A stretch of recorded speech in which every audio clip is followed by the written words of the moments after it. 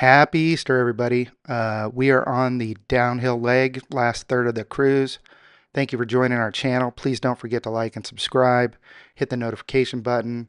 Our first port we're going to pull into for part 3 is Ho Chi Minh City, Saigon. Um, this was actually a 2-day port visit.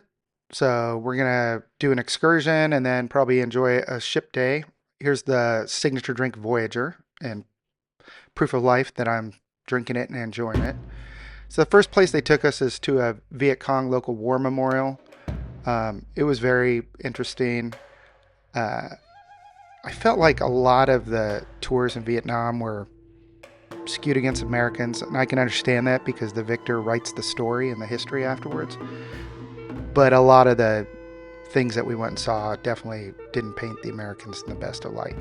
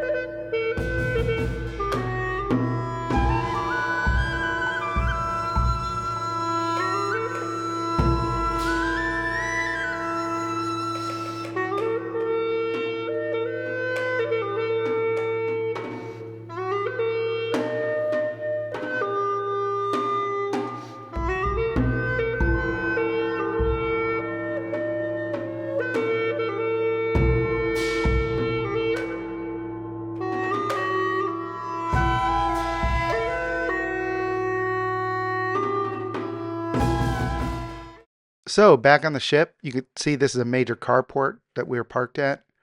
We were going to dinner in Prime 7 this night, and we had the best dessert on board the ship, the popcorn caramel sundae. Oh my God, unbelievable. Hello, my name is JC. I am the sommelier. Sommelier. Sommelier. Sommelier. Thank you. So our next Vietnamese port was Kamron in lieu of Nha Trang. They still ran all the same tours from Nha Trang. It was interesting. We were getting ready to go off. Kamron is an old U.S. military base that the Viet Cong took over after the Americans left. The special for the menu at the Compass Rose was breakfast burrito, so I enjoyed that before heading out for the day on our excursion. The first stop was the Long Song Pagoda. That was very interesting. It had a long, steep uphill climb to see the Buddha if you wanted to go up and do that. There was a lot of interesting things to look at around on the ground floor, so Sue and I just did that, wandered around. This is a look at Nha Trang. Very pretty city. Obviously lots of boating. Didn't really get a chance to spend too much time there. They literally kind of took us to 3 places and then brought us back to the ship. It was about an hour-and-a-half bus ride each way to and from Kamron to Nha Trang, where the excursions were set up. I wonder if Nha Trang had been available for us to pull into if it would have been shorter. So this is the Ponoger Temple. This was also very fascinating, very interesting to see.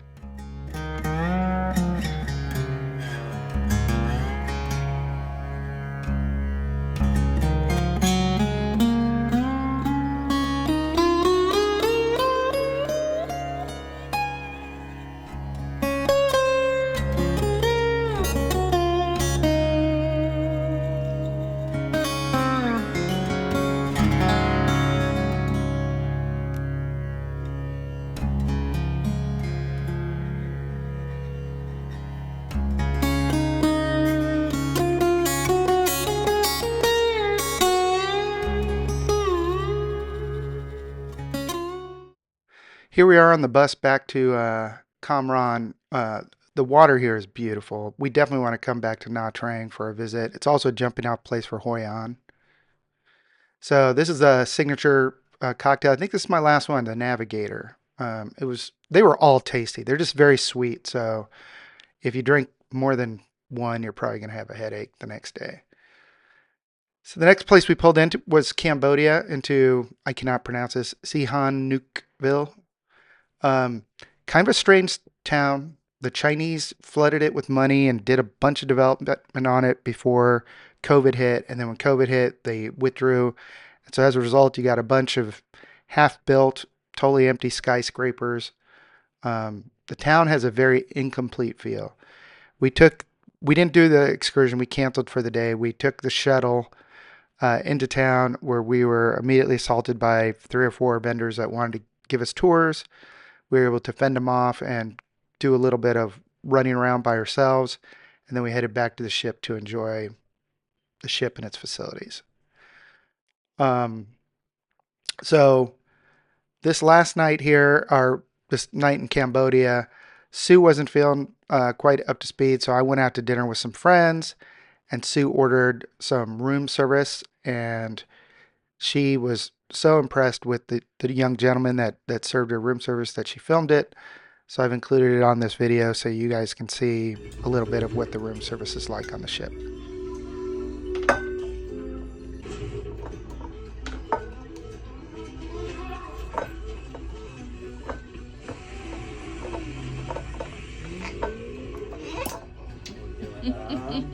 I got it.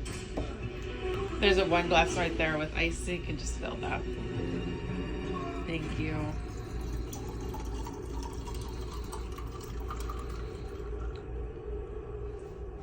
Okay, madam. Thank you so much. Thank you so much. Are you gonna do the table or no? I will take tablecloth for you. Okay, no problem.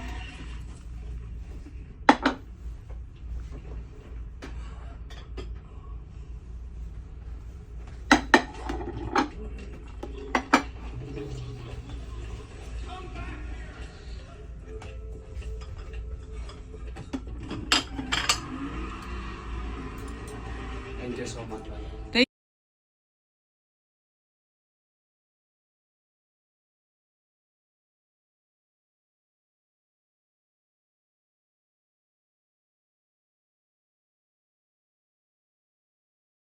Okay, so now it's time for my overall thoughts on the ship.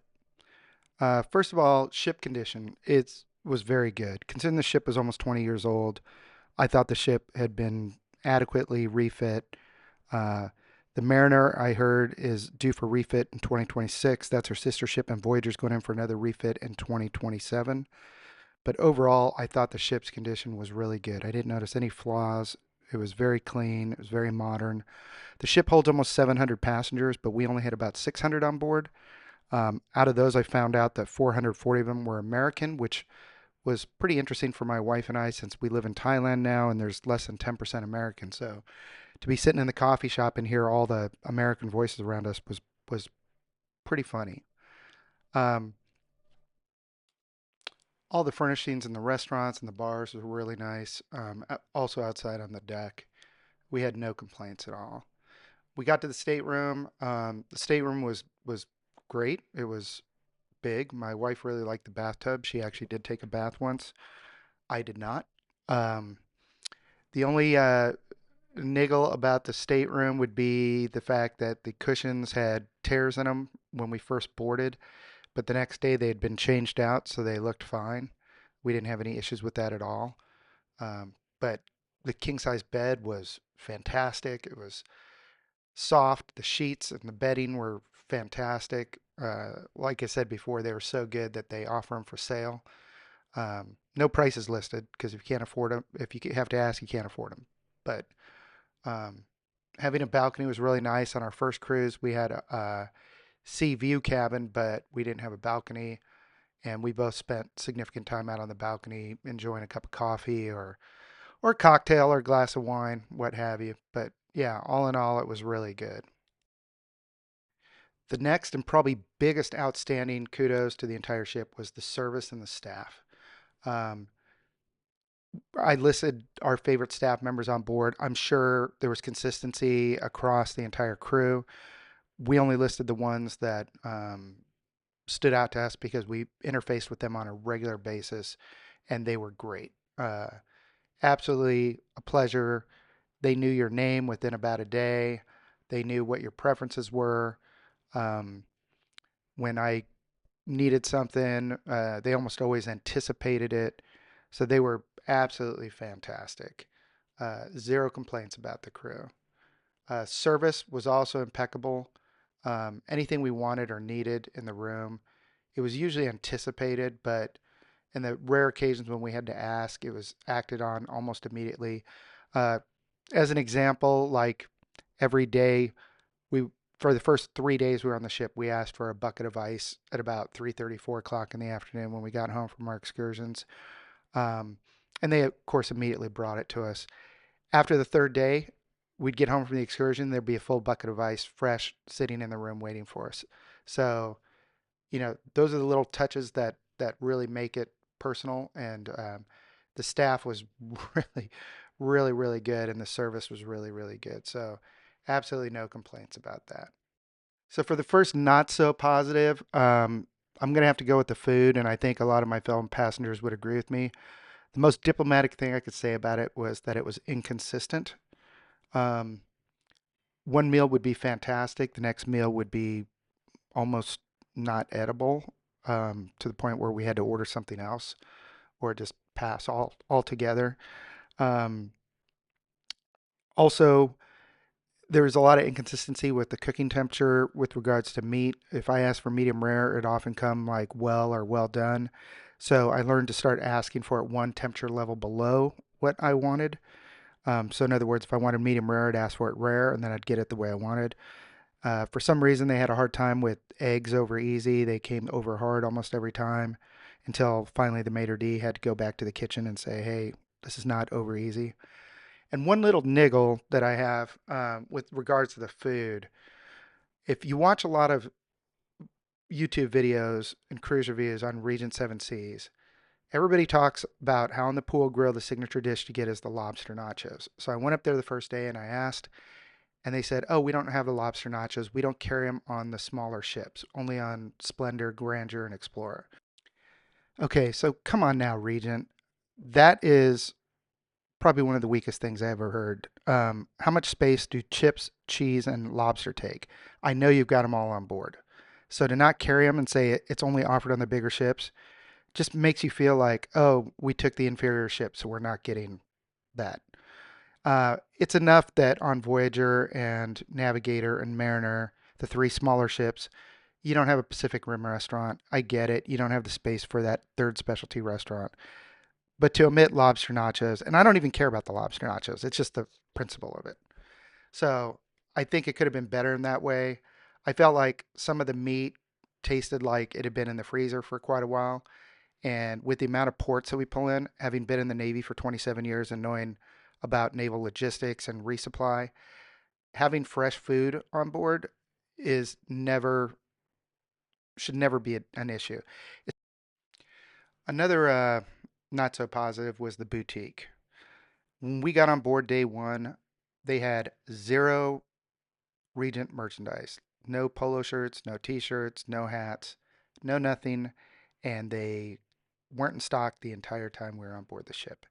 As a result, the only thing I have to take home from the cruise with me that has Regent on it is a pen. The boutique also ran out of toothpaste while we were on board and never resupplied.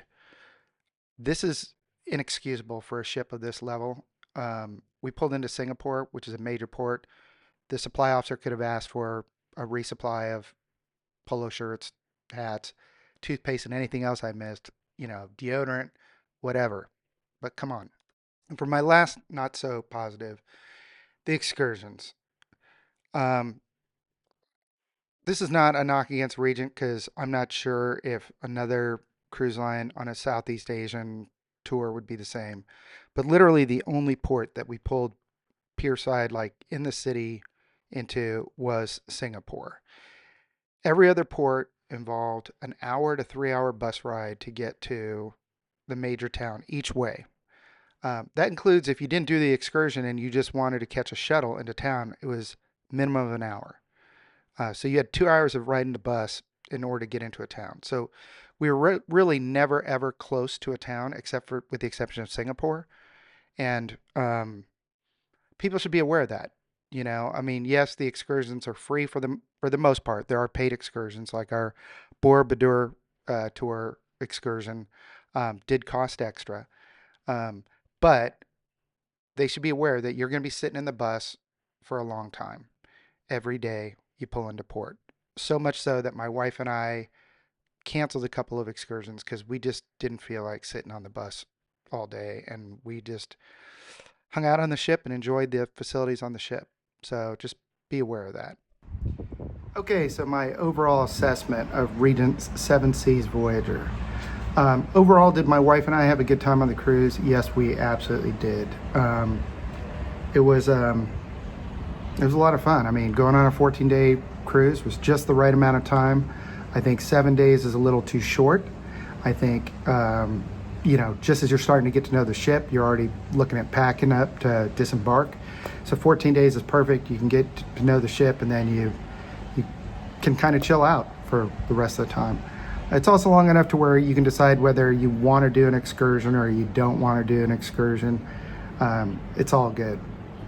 And that being said, would I do Regent Seven Seas Voyager again? Probably not. I don't think I would do, based on this experience, any of Regent's smaller ships.